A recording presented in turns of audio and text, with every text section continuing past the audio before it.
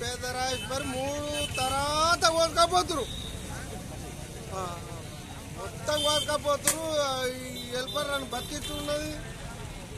ఏంటి మా భూములు బురదలో కలిసికపోయింది, ఎండిపోయింది.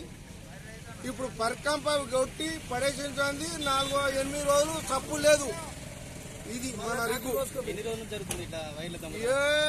2 నెలల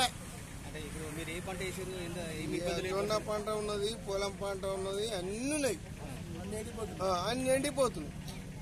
కావాలి పోయినాము, దొరకలే. పొదలో వచ్చిర్రు, దొరకలే. రాత్రి దొరికిరు.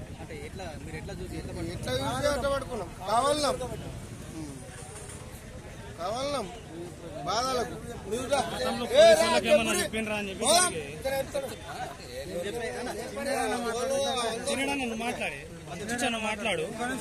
మాట్లాడి గతంలో పోలీసు వాళ్ళకి కంప్లైంట్ ఏమైనా ఇచ్చిండ్రా? ఇట్లా వైర్లు దొంగతనం విషయంలో ఏమన్నా ఇస్తే అశోక చెప్పు.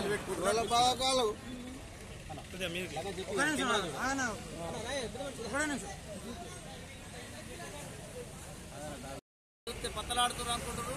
రాత్రి 10-11 అయిన తర్వాత పోయి కేబుల్ వైర్లు కోసుకొని పోతున్నారు.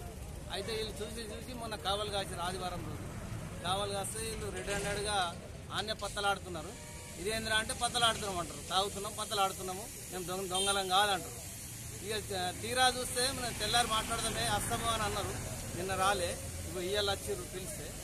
అలా 2 ఫోన్లు తీసుకొని దగ్గర పెట్టింది.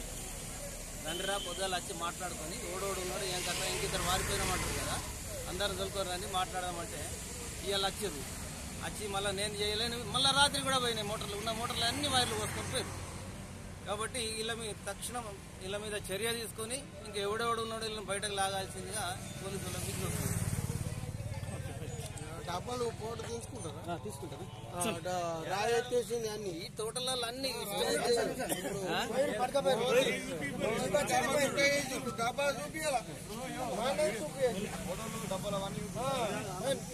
ఒక 2-3 చూపించాలా? డబ్బాలు